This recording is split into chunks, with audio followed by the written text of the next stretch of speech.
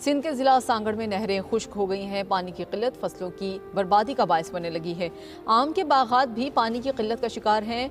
बागबानों के औसान खता हो गए। परेशान हाल आबादकारों और तबाह होती फसलों का अहवाल जानते हैं अपने नुमाइंदे आसिफ मेमन से। जी आसिफ।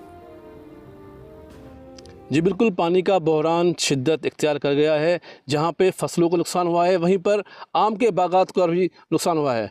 मैं इस वक्त मौजूद हूँ आम के बागात में। मज़ीद बात करते हैं यहाँ पे काश्तकार से, उनका क्या कहना है।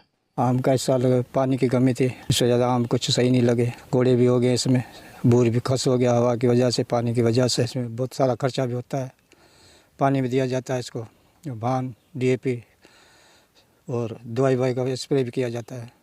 इस साल बहुत किल्लत है, आम कम आबादी होएगी। इसकी हवा का कुछ सिस्टम भी है और पानी की वजह भी है। काश्तकार का कहना है कि इस दफ़ा पानी ना होने की वजह से 7% कम आम की पैदावार हुई है। जी।